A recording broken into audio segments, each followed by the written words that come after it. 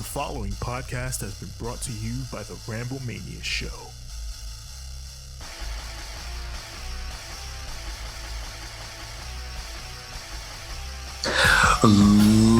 Ladies and gentlemen, boys and girls, children of all ages, the Ramblemania Show proudly brings to you. It is I, your former five-time Ramblemania heavyweight champion, Hazel the IIzombie, and this ain't a live microphone.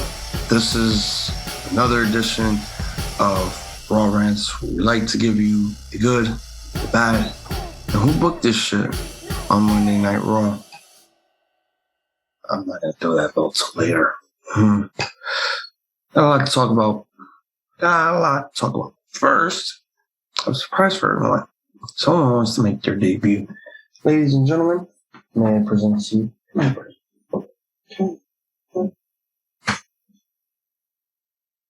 I'd like to present the newest member of the Ramblemania family. His name is Loki Doom. Say hi, Loki.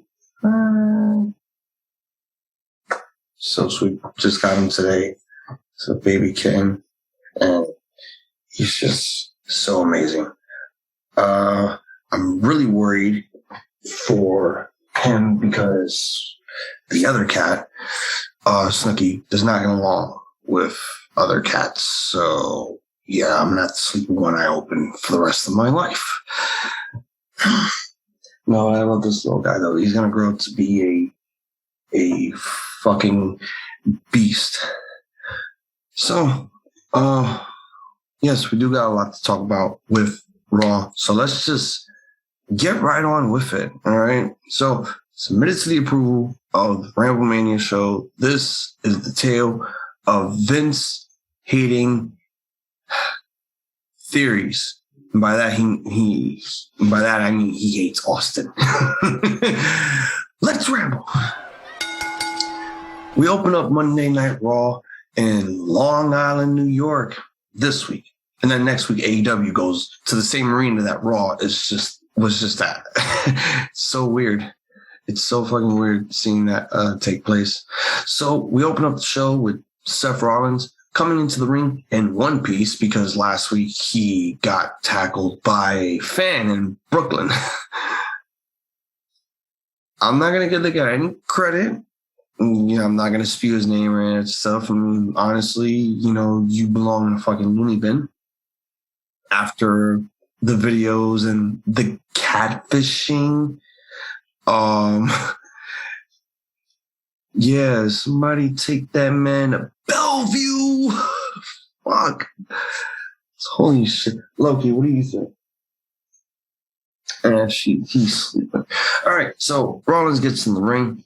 He grabs the mic, and he's wearing his wife's coat because that jacket looks 3 times too small for him. It looks like he'd get it at the baby gap. So he grabs the mic, and he says that we might be expecting him to be in a bad mood, but he's Seth fucking Rollins, and nobody can keep him down. He has such a huge secret, some breaking news. Like, just say you have breaking news to tell everyone. Not a secret, because if it was a secret, this match would have not been put out on the internet, you know, days before Monday Night Raw. I don't think so. Like, you could have just said, hey, I got great news. Guess what? I'm going after the championship. Not like, oh, I have this big surprise for everyone, because we knew what was happening the minute you won the ladder match. We knew what was happening when you were carrying around the contract for like 2 to 3 weeks.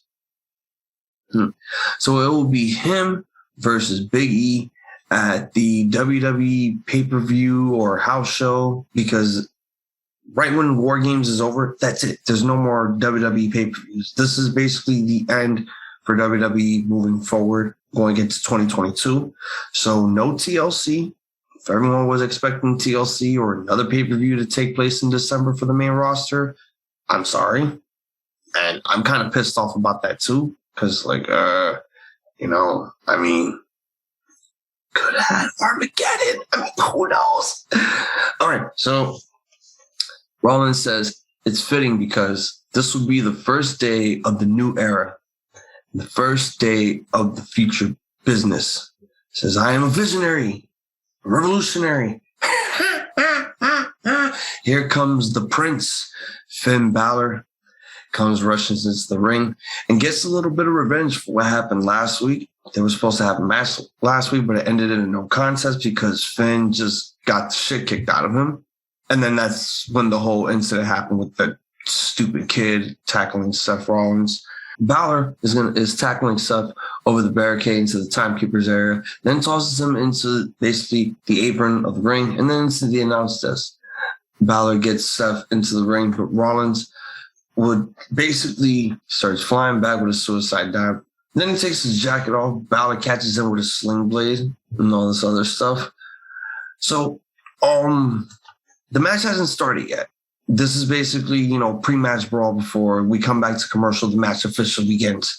So basically, Seth is down outside in the corner somewhere, possibly by the announce table. Finn Balor grabs the steel steps, rams Seth Rollins' hand and shoulder, made it seem like he planted his face on me, like, oh, my head, my shoulder, oh, I got so my face on my head. Because the commercial there would come back, match officially begins. Look, I'm gonna give it a buck.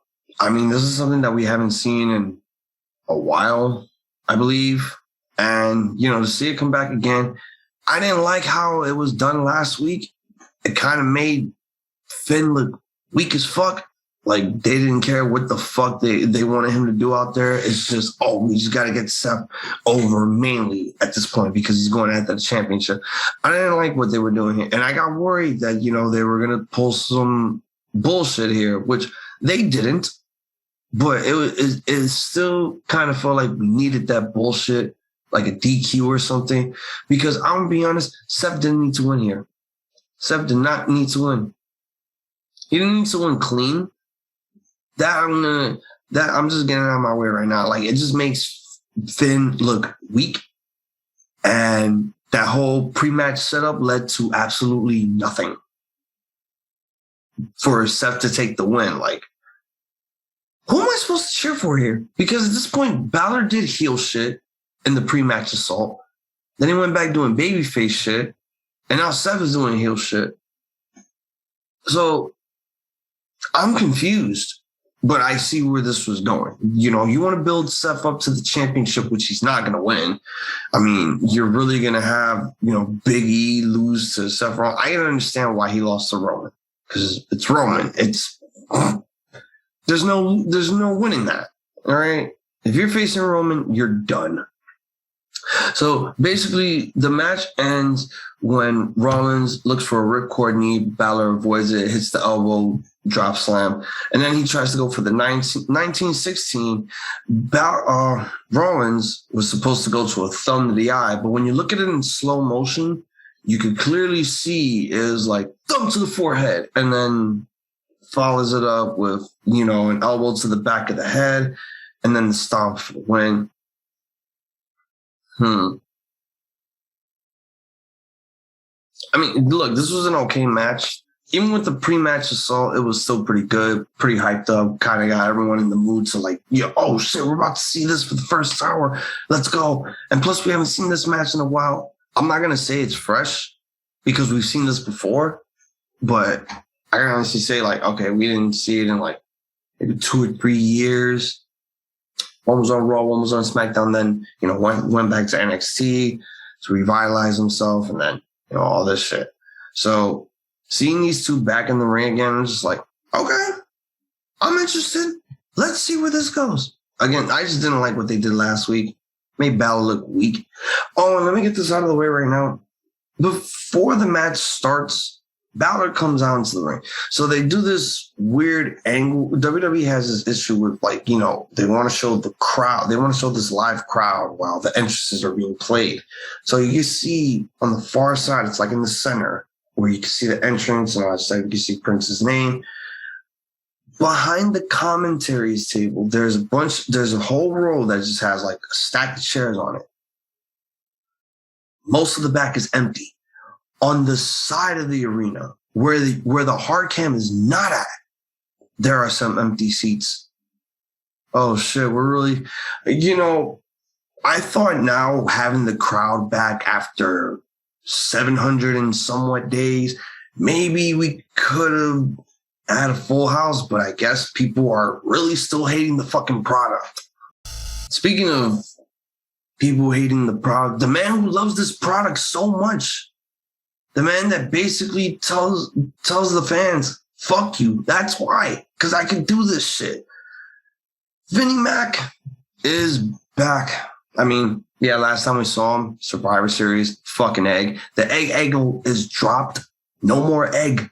No more Dr. Robotnik Eggman type shit. $100 million egg. Dude, you were holding a prop and you know it.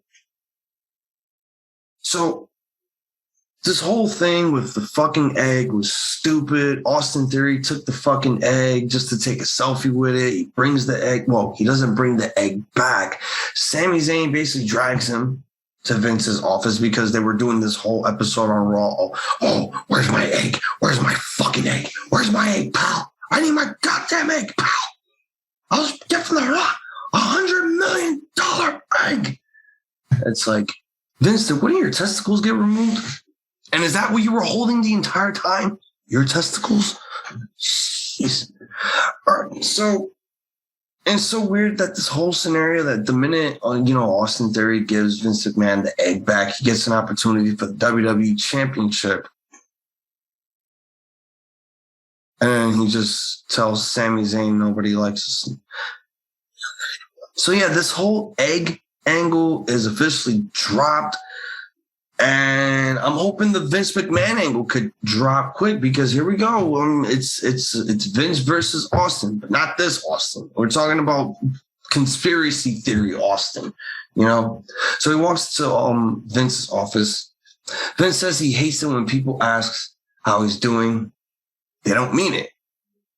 So Vince, if I were to ask you in person, how are you doing? It's not going to mean anything. You're not going to answer my question. But then I have to answer all your questions. And then I have to look at you, damn it, when I'm talking to you. He has IBS, an ingrown toenail, AARP. But nobody wants to know that. McMahon was very impressed with Theory in his match with Big E last week for the WWE Championship. We then see a replay of last week's show. Vince says tonight Theory is going to stay in his office with Vince, and they're going to watch the whole entire show, Monday Night Raw, together. No phone, no restroom, no catering prison. You are going to sit there with a senile old man. And together they're going to expect the unexpected because apparently Raw was just full of surprises. Really? I mean, there was I wouldn't say this was a big surprise, but there was a surprise. 2 surprises. Two, maybe 3, maybe 4. I don't know. Maybe those 4 might come in handy. All right.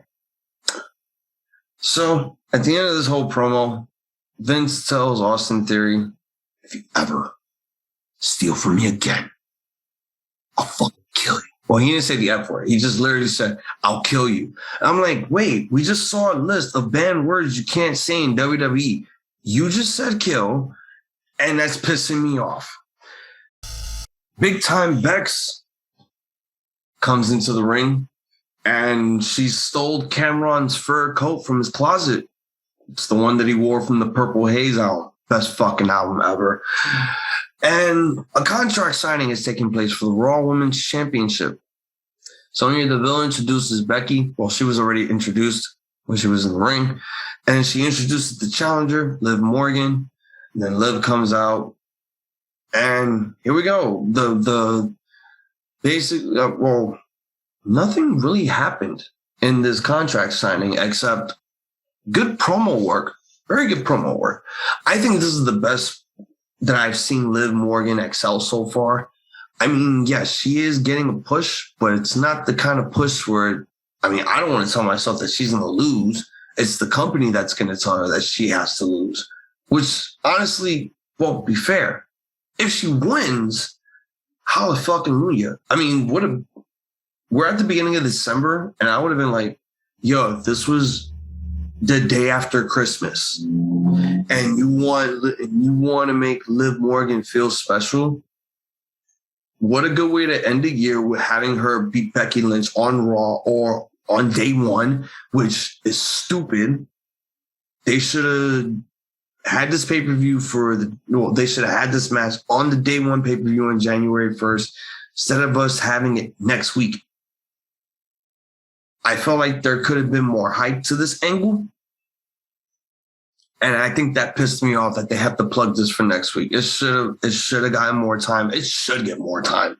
Trust me.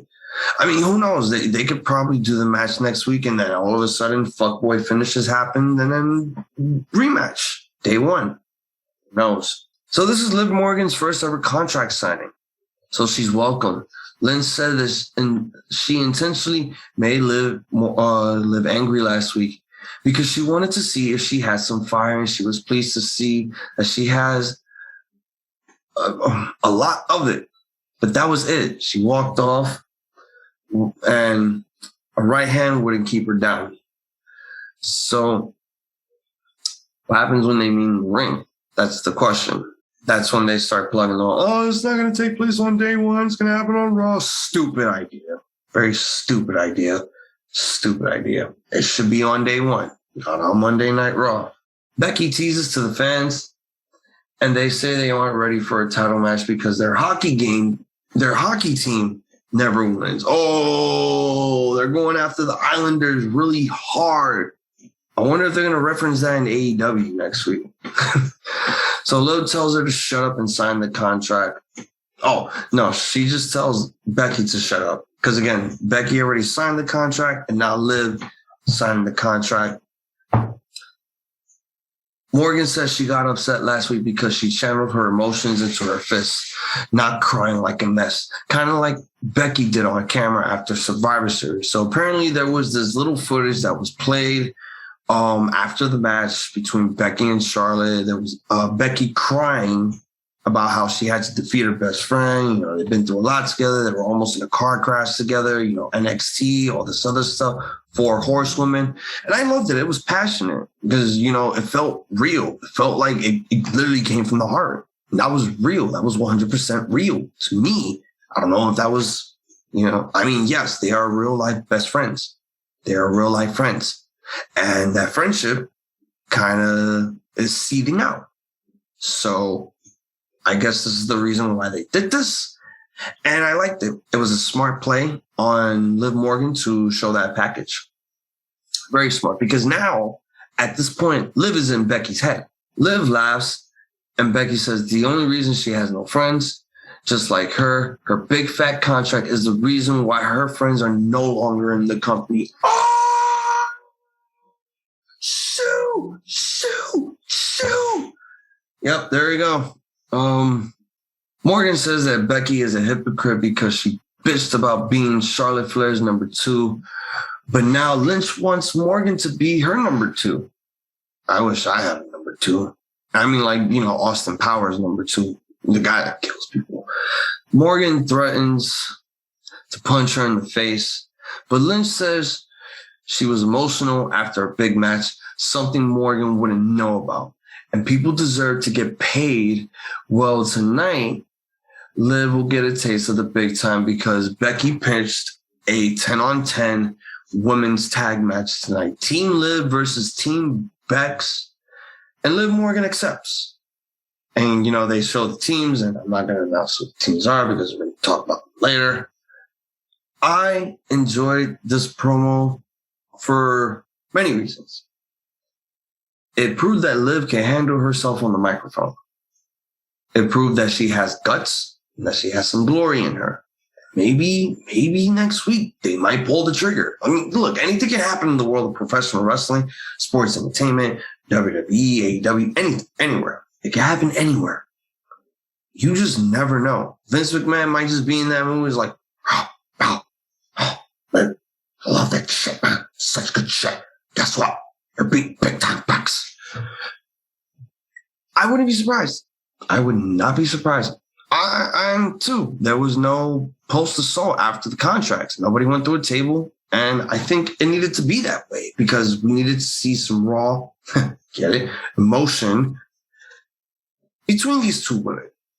And I think we got that. And I'm actually really happy with everything that transpired throughout this whole promo.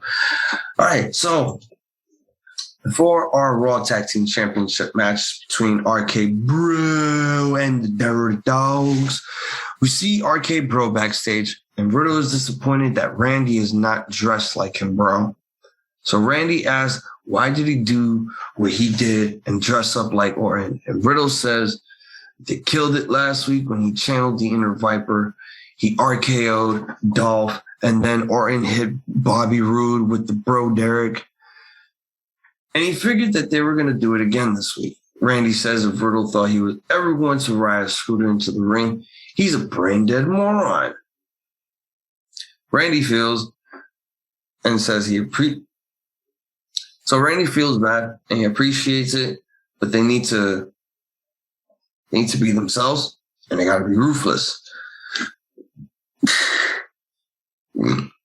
They need to be 10 steps ahead in order to retain the tag team titles.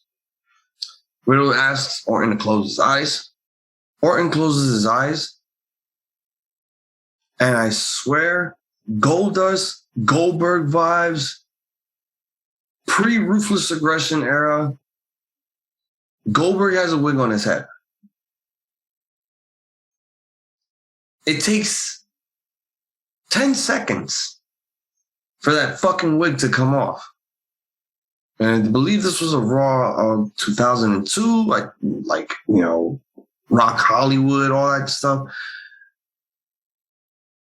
It took Riddle 2 seconds to take a fucking wig off of Orton because literally I don't understand why they needed to do this.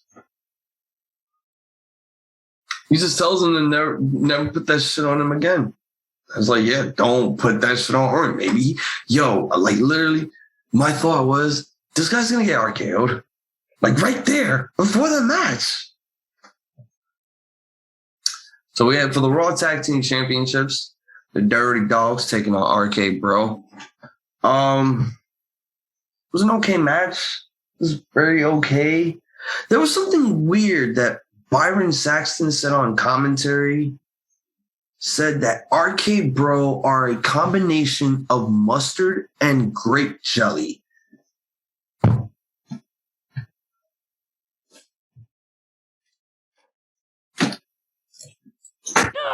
Are you kidding me, Byron? Mustard and grape jelly. So who's mustard? Fucking Orton and grape jelly's Riddle? Who gave you a fucking edible on commentary? Because this commentary was so weird. It was very weird. And it dawns me that 2 out of the 3 men on that commentary booth, and Jimmy Smith was probably the smartest man in the world for not getting involved in this. Corey Graves and Byron Saxton, I mean, I know this is probably from weeks ago, but I'm bringing it up anyway. They're former 24/7 champions. WWE is just so smart. It makes me want to throw up. And this was probably one of them. This was one of them. Let's get it out of the way right now. I really didn't care for this match.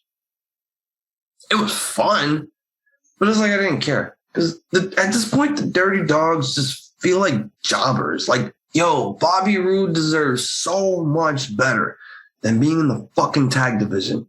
I'm sick of this whole Bobby Roode has to be in a tag team. Why? Why does he have to be in a tag team? He's already been in like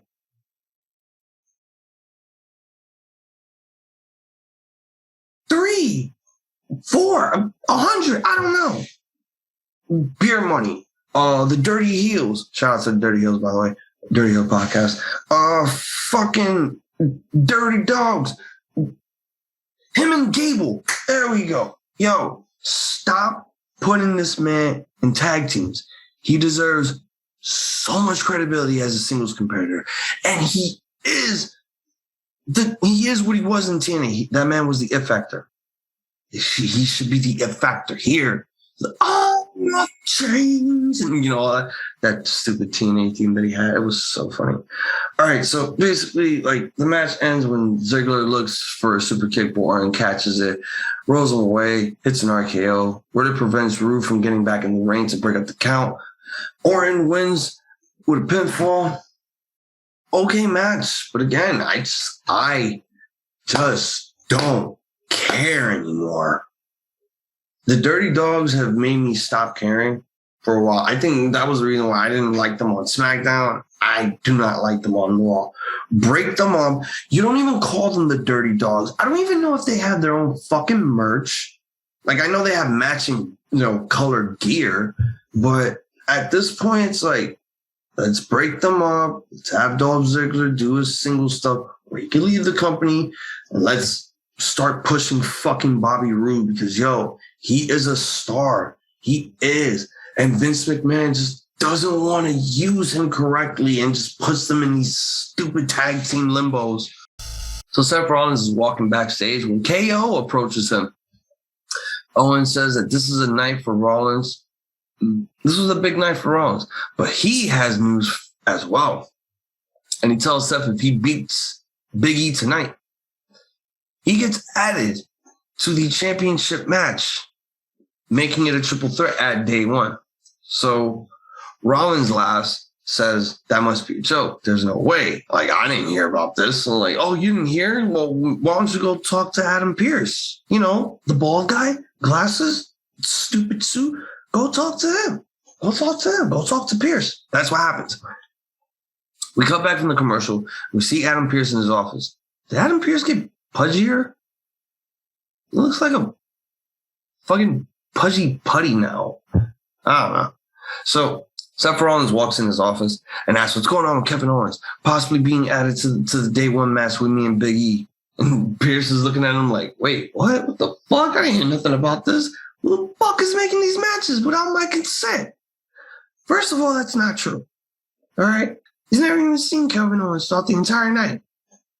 Well, I'm guessing before the show aired, he hasn't seen it once. That's what he said. So Rollins laughs, walks away. The Deville walks in, and Pearce tells her what happened. And it was like, oh, Kevin Owens is going around saying, like, oh, if he beats Big E, he should be added to the WWE Championship picture at day one. And Sonya Deville is like, oh, it's not a bad idea. And then Adam Pearce is literally thinking it over, like,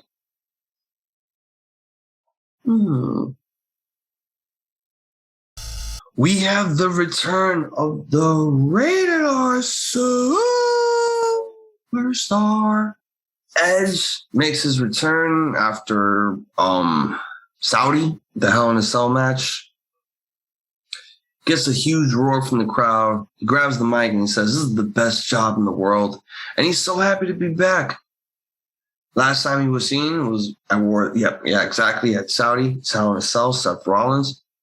Now Seth Rollins is the number one contender. Wait, did Edge just say number one contender? You're supposed to say championship contender. God damn it. All right, so says to Seth Rollins, kudos to you because the dude is operating on a whole nother level right now. But Edge right now is excited to be on Raw because there's a whole list of people for him to get in the ring with. AJ Styles, yes. Kevin Owens, yes. Finn Balor, hell yeah. Damian Priest, okay. Big E. So before Edge continues to name names, he's interrupted by the returning Miz and the returning Maryse. So Miz and Mrs. are back on Monday Night Raw. Miz is making his return after being eliminated from Dancing with the Stars. I heard it was in 9th place, but I heard he did a pretty good job on Dancing with the Stars. I just don't watch that show. Not my thing. It'll never be my thing. I hate Dancing with the Stars. It's stupid. The Miz says they gave Edge the big return and the press releases. Everybody knew. They plugged the whole thing that Edge was coming back. They didn't plug your return. So that's probably the biggest surprise of them all. You and your wife coming back without any of us even knowing about it. And you're going to complain that, Edge is the important one because, he got the plug? I would have been fine if Edge didn't have the plug at all. It's like, oh, next week, Edge makes his return to Monday Night Raw. I didn't need that. I really did not need that. But you know what? They did it anyway. They didn't do it for you because they saved you for a special occasion, this occasion. And here you are doing the complete opposite. Sounds a bit counterproductive. Why, Miz?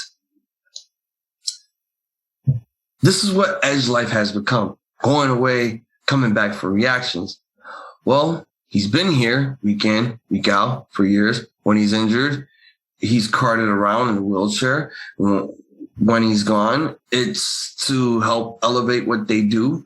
But when he comes back, he doesn't get pyro, doesn't get the press releases. I'm talking about Miz. And what really pisses him off is that his wife, the greatest female, all female competitors, is back. And there's nothing. There was an ovation from the crowd. What were you expecting? To get crickets? So Miz says Edge didn't mention him in the list of people he wants to face. Edge says he figured Miz is still away painting his face. Maryse says her husband was off being the most charismatic and talented man on Dancing with the Stars. And basically said, Edge basically told Miz, didn't you come in ninth? And the crowd was like, oh! Miz says that's got nothing to do with talent and everything to do with the fan base not being loyal. Edge says Miz could have complained to Adam Pearce about all this, but he didn't. So he must have an agenda. Yeah, that agenda is to face you one-on-one. And I've been trying to find some matches between Edge and Miz. We don't got any. So seeing these two in the ring for the first time doing something, this is the freshest thing I've seen so far, and I'm enjoying it. Interrupting him puts Miz in the main event. Yep, and now he's here, so he'll roll with it. Miz says, how dare he say he's doing this for clout. Maybe Edge forgets that the last time they competed on the same card, Miz main evented Mania 27, the bad one. And Edge was the curtain jerker on Mania 27, the bad one. Edge was good once, but he surpassed them long ago, and he should have stayed at home. Miz is saying he can't hack it anymore, and he's right. This window is small, but he's making the most of it. He has to make the most of it. And every guy in the back wants to test themselves against Edge. That's respect, and he respects them for it. Instead, the Miz tangled down into the ring, bitched for a pat on the back. Edge then says to Miz made it to this moment from Tough Enough. He used to come out with notes when he was the host of the Diva Search, you know, the one that his wife was in, and eventually main evented with John Cena at WrestleMania with The Rock as special enforcer. He has people on other wrestling shows chanting his name for a cheap pop. He is living rent-free in other people's heads. Edge continues to say that he's rich. Miz is rich and successful. Made it further than anyone ever thought he could. But the big difference between them is that Edge fought and clawed to get the small window back. But Miz used this platform to get reality shows, movies, guest spots on crappy TV shows. Miz takes off so Edge tells him, bring it on now. Miz starts to take off his jacket, but then says no, then tosses the microphone, leaves with Maryse, and Edge just stares on. I love this whole fucking promo. This whole thing is original. It's brand new, and I can't wait to see what's going to be taking place between these two guys. Because, yes, there is a lot of history, not between these two, but there is some history of these two knowing each other within the company. You know, Edge probably gave Miz advice, and, you know, following, you know, Edge's footsteps and everything else. I have enjoyed the confrontation that happened here. I want to see more next week, and hopefully with the Miz now making his big return, which was the big surprise of all, and Maryse too. Hopefully the rumors are that Beth Phoenix could be making an in-ring return, and we might see a intergender tag match or mixed tag like they did at Mania 33 with Cena and... So we got AJ and Omos. AJ Styles is playing the role of Gentleman Chris Adams from World Class Championship Wrestling, like he's having this big old feud with Gino Hernandez. AJ Styles is blind. That's why he's wearing sunglasses. Like, what? So they're being interrupted. They're being interviewed backstage. They ask why the Prophets use the fire extinguisher. Oh, this dumb shit. So this is what happened in Brooklyn. There was a tag match between AJ and Omos taking on the Street Profits. The Street Profits apparently couldn't get the job done. So instead of, getting the job done, being the baby faces that they are, they said, fuck that shit. We're going to do some stupid shit. And that stupid shit was we had a fire extinguisher in a bag. We didn't want to win. We wanted to give our opponents the win. So we sprayed AJ Styles with a fire extinguisher while he was trying to do the phenomenal forearm. So AJ is basically blind. That's why he's wearing the glasses. Styles says he can't see. Almost had to shave him this morning. Nigga, what? And the doctor says he might never see properly again. And it's because of the Street Profits. They gave him the smoke.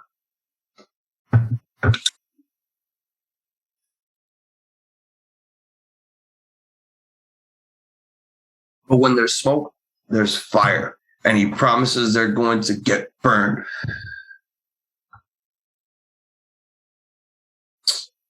Okay, so I'm not going to talk about this match because I've seen this match way too many fucking times. And at this point, I just don't fucking care anymore.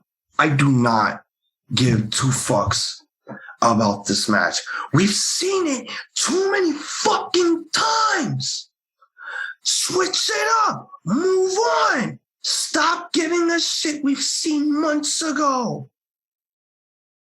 And at this point, it's like they're just trying to make us hate these two teams due to the fact that they've been fighting each other over and over and over and over. It's like, stop, my nigga. Just stop. Be more original. Be original. Stop doing the same song and fucking dance. How many times do we have to see these two teams face each other? We don't need it anymore. Move on. Give these guys weeks off. Give them weeks off. Move on. I'm getting annoyed. So what happens at the end is basically AJ Styles and Omos on our commentary. AJ jumps from commentary, jumps in the apron, tries to shove Montez Ford, but Montez Ford kicks him. And the second he kicks him, he falls into the apron, the glasses fall off. And oh my God, AJ can see. He can see Omos. He can see everyone for the phony that he is. Because AJ Styles can see the whole fucking time. What are they doing with this man?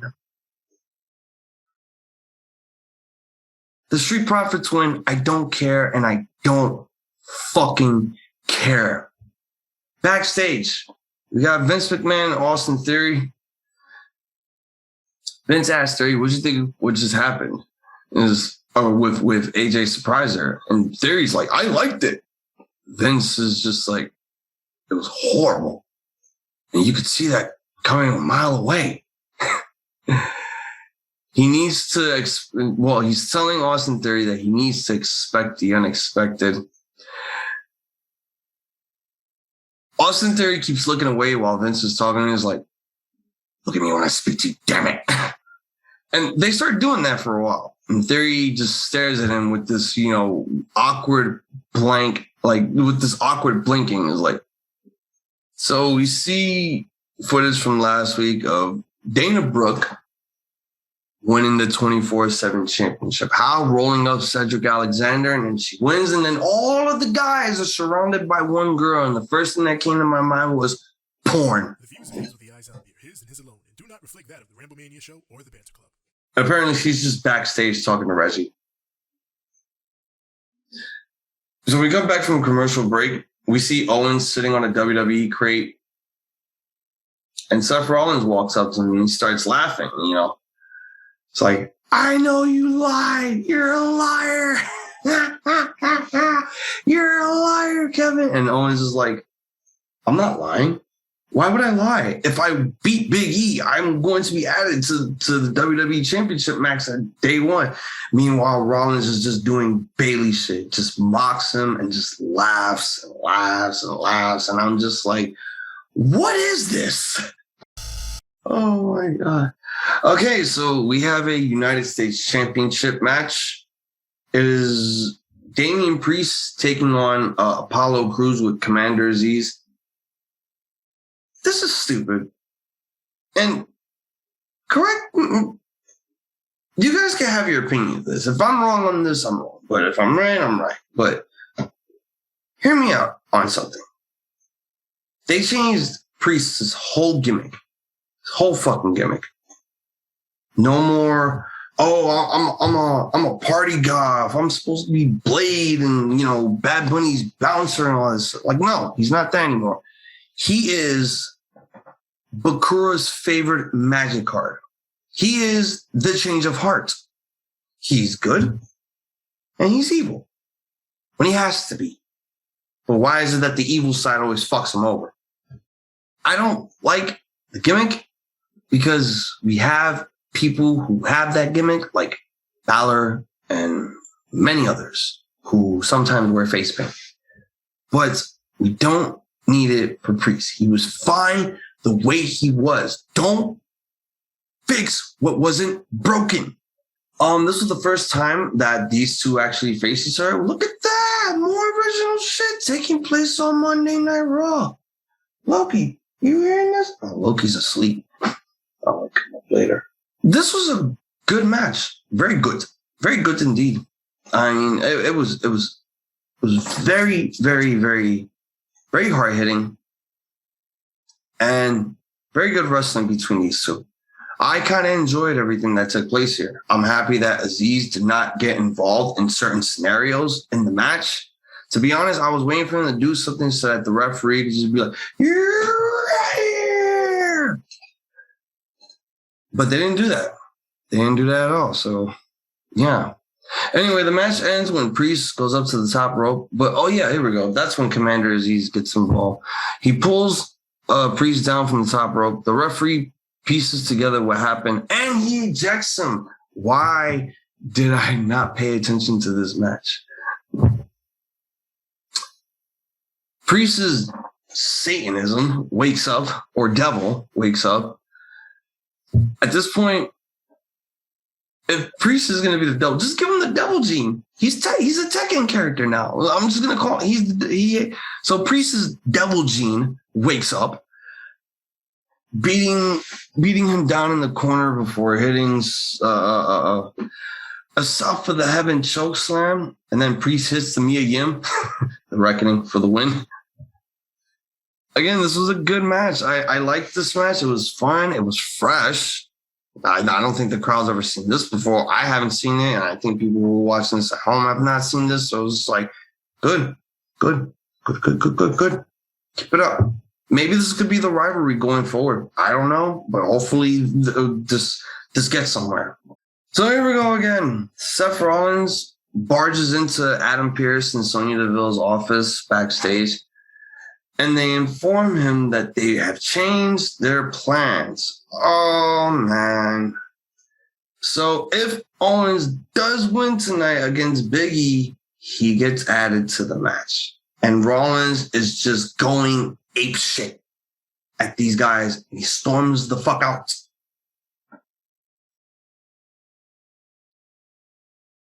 What is going on with this? Like, yo, make up your mind. Like, they didn't plug this. Like, Kevin Owens just basically coaxed Seth Rollins to go into Adam Pearce's office and bring up this idea just for Sonya Deville to be like, hey, that's not a bad idea. Let's think about it.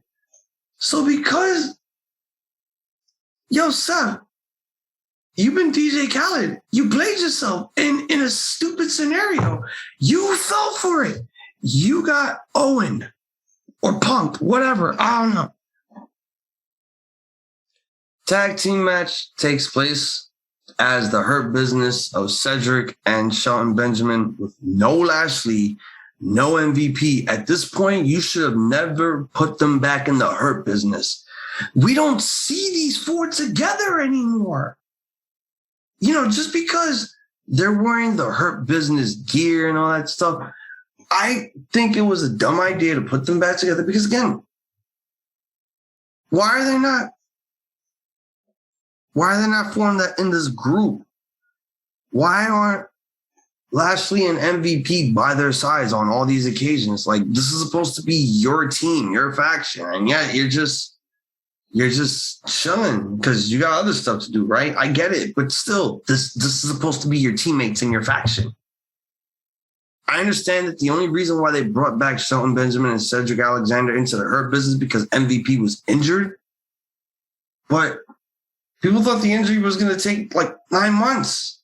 It only took 3 weeks, and then MVP's back, and then all of a sudden we don't see Cedric and Shelton with Bobby Lashley anymore. So why do they still have the Hurt Business gear? Why do they still have the Hurt Business graphic? Why do they still have the theme if MVP and Bobby Lashley don't even come out with their own faction mates? Something's not right here, and I'm starting to hate it. Look, man, I didn't care for the match. It was basically Hurt Business lose, Rey and Dominic win. 10-on-10 women's tag team match as Team Liv with her partners Rhea Ripley, Nikki ASH, 24/7 champion Dana Brooke, and Bianca Belair take on Team Becks, Doudrop, Carmella, Queen Zelina, the new women's tag team champions, and Tamina. This match literally was, it was mediocre. I think that, you could have just done the contract signing, save the match for next week or day one. They didn't have to do tag team matches yet. It was just getting on my fucking nerves. And honestly, they didn't need to do this. They only did it because they're trying to make Liv Morgan look like a fucking star here. And they did. They kind of capitalized on that. And that was a good move on them. I just did not care for this match at all. It was very slow. It was very paced out. And not only that, I feel as if the crowd was just dying out already. I feel like the crowd was just getting emptier and emptier. And I don't want to diss this match for what it was. It was there, but it just didn't feel like it was as impactful as they were trying to make it. When they did the contract signing, that was impactful. This just kind of fell flat, but not I'm not going to say in a bad way because, again, this match was just not bad. I think it just bored people, and it kind of went on for a bit too long.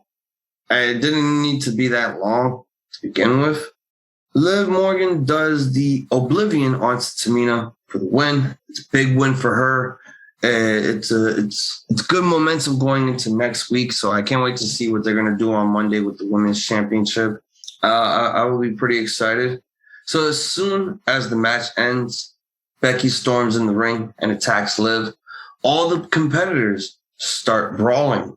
Lynch attempts the manhandle slam, but Liv basically counters it. She hits the Oblivion to Becky and rolls outside. And Liv Morgan and her team are standing tall in the ring. That's a feel-good moment there for a post-match assault. Give Liv even more momentum and more confidence going into the fact that she could possibly win this match. If they pull the trigger, do it. If they don't, do it. But I want Liv Morgan to, succeed. Win, lose, or draw, I just want her to excel after this women's championship match. And hopefully she can put on a good showcasing. So we go backstage now with Vince and Austin. Vince is telling Austin to expect the unexpected. And if he suspects surprises, then he won't be surprised. Theory is confused And Vince is just yelling at him. Look at me, damn it, when I'm talking to you. That's how he was. Like, it was just so, because it's like, he's trying to like keep conversation with Vince, because Vince, this whole conversation just feels one-sided. So he tries to keep convo going. He's looking at Vince and he turns away. He looks at him, turns away, and then Vince's like, look at me, damn it. At this point, Vince just could have just been like, damn it, leave. Damn it, just leave. Leave, pal. Okay, so Big E is backstage and he's about to be interviewed. And he asked about Kevin Owens possibly being added to the day one match against him and Seth Rollins. So Big E just says he feels no added pressure and walks off, but then comes back and he fears no man, and especially nobody named Kevin. He understands that a triple threat makes it harder for him to retain his baby. Just call it a championship. R-Truth could call a title his baby, just not the main belt. So after he defends that scourge Kevin Owens tonight, he will go on and beat Seth and start the new year off, 2022, with a bang. Good promo there. Hopefully he could start 2022 off right with a bang. So now, again, more backstage shit. Vince is still with Austin and asks how he feels about tonight. Austin says that he's learned a lot. Vince asks, what's he learned? And Theory says he's learned to expect the unexpected. Vince says, it's good. It's good, pal. He's ready. So they stand up.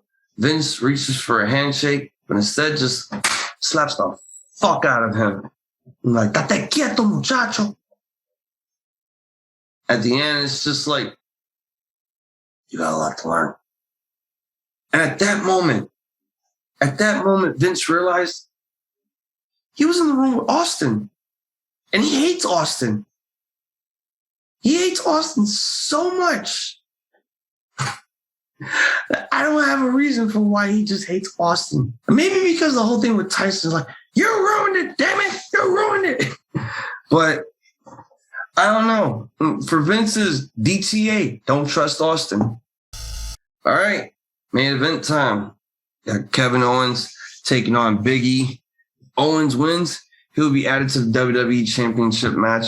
This whole segment the whole entire segment between Seth, Owens, Pearce, Sonya, going into this match, but the stipulation was just added within like the second fucking hour. And I was just like, what? Are you guys that fucking stupid? This was asinine. Like, the booking for all of this is asinine. It was like two kids at a second grade school. They just finished having lunch. They're about to have recess. And, you know, one kid sees another kid, and this one kid tells the other kid, they're like, oh, I got $1 million in my back. Or like, oh, I got a gun in my backpack. And, you know, guys like, no, you don't. And, you know, all this bullshit. Let me stop. I just sound stupid there. I just hated how the whole thing was portrayed for Kevin Owens to become the championship contender added to make it a triple threat against Seth and Big E. It was dumb. It made Owens look dumb. It made Seth look dumb. It made the general managers look dumbfounded and confused. Like, should we do this? Like, do we want to do this? Like, last time I recall, we're the ones making matches, not the wrestlers. Yeah, fucking do it. Why not?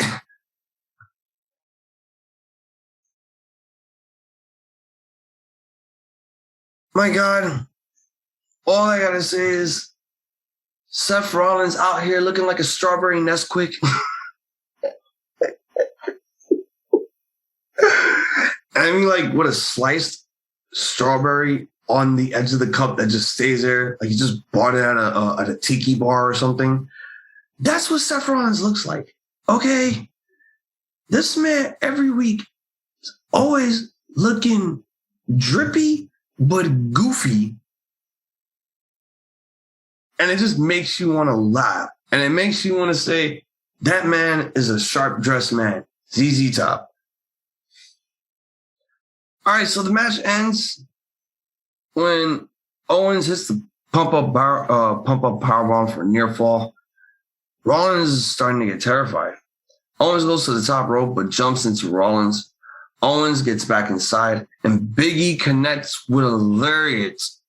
This right here was stupid. Kevin Owens didn't win clean.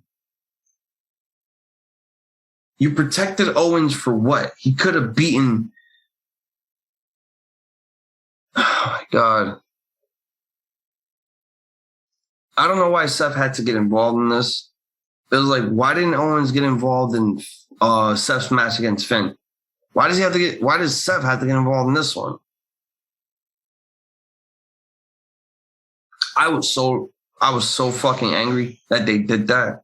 Because this match was not bad. It was really good. It's very good. You know, I mean, probably might have seen this a few times over the years and such, but it's Big E as WWE champion. And come on. Name a perfect opportunity for KO to go after the title, especially going after Big E. So yeah, the match wins. Kevin Owens wins via disqualification because Rollins ran under the ring and just started attacking. So Rollins takes the bait and continues beating Owens after the bell. Rollins super kicks Big E after that. Now the GMs or the WWE officials are on a fucking screen. This whole thing, after the whole match takes place, you know, that's when the whole beatdown happens. And, you know, we see everything that takes place. And then we have the match plugged for day one. So now it is a triple threat match. Owens, Rollins, and Big E. Hopefully Big E retains. Make him look super strong going forward, going into 2022. Because again, War Games is the final pay-per-view for WWE overall in 2021. And day one takes place January 1st. So I can't wait. This was not a bad Raw. It was not. It really was not. There was some cool moments. There were some fresh moments. Very, very originality, fresh moments. I love originality in wrestling. Not everything has to be, oh, let's put the same people together every week and see what happens. No, we need to switch it up a notch. We need to make some change. If we can't make change, then we're going to be broke, poor, and AEW is going to destroy us. Plain and simple. So let's start copying what AEW is doing. Let's start copying what every other gamer is doing. And that's taking forever to pick a character. And says, like, let's do that. This whole thing, this whole show was very fun, very entertaining. But there was some moments here that I just did not like. Miz and Maryse making their return. Great. We're going to see Edge versus Miz, or we're going to see a mixed tag match between Beth Phoenix and Edge, and Miz and Mrs. What's going to happen with Damian Priest moving forward with the United States Championship? Is he going to defend the belt every week like in an open challenge, or are we going to start the rivalry between him and Apollo moving forward? I can't wait to see what happens there. Next week, we're going to have the Raw Women's Championship match between Liv Morgan and Becky Lynch. So hopefully they make Liv look strong here going forward. I don't want to see her just lose and then she's back down in the card again. It's just so dumb. It wouldn't make any sense. Like a rematch would happen. There has to be a rematch, or we're still on that no more rematches type shit now. Oh, and they keep fucking showing us promo packages of Fear Mahan, even though in real life they're trying to tell you it's Vince McMahon.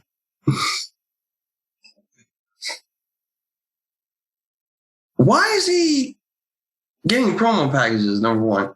Number two, why is he a singles competitor now? Where is his other partner from Indus Share? More importantly, where the fuck is Elias? The show was great. It was great, but not that great. Honestly, if there's one grade that I could give this, I'm gonna give this a solid good. It was a good show. Good show indeed. Not like last week. Last week was horrible. The go home show for Survivor Series, that was worse. And hopefully we never ever have to go through that ever again. Next week better be interesting. And hopefully we gotta see what they've delivered next week. And stay tuned this weekend for we will be having our final live reactions for 2021. We will be doing NXT War Games. The Angel of Death 6XL will be defending his championship against myself, Jay Savage, and TJ the Great. So, youtube.com/Ramblemania show, where you could stomp my hole on that subscribe button. Share for us by clicking the thumbs up. Share this with your friends, family, everyone. Every week we put out videos for all of you to watch and enjoy. As far as for all of our social media purposes, you can follow us Facebook.com/Ramblemania show, Twitter @Ramblemania, Instagram @Ramblemania show, TikTok @Ramblemania show, Twitch.tv/Ramblemania show. For all of our social media platforms, just search Ramblemania on Apple, Google, Spotify, Anchor, Stitcher, SoundCloud, all those audio platforms. Just search Ramblemania because every week we'll be putting out all the audio for you to enjoy at work, at home, when you're doing laundry, when you're reading a book, or even when you're just on a sick day. For me personally, you can find me on Instagram @IZombie, IZOMBIESZ.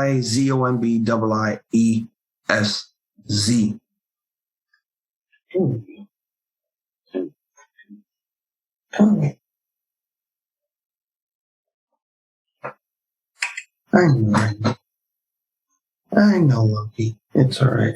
For Hazel the IIzombie, for Loki Doom, this is Raw Rantz. This has been the Ramblemania show. We would like to wish all of you a point and goodies. A fucking sweet, a good fight, a goodbye, and a good night.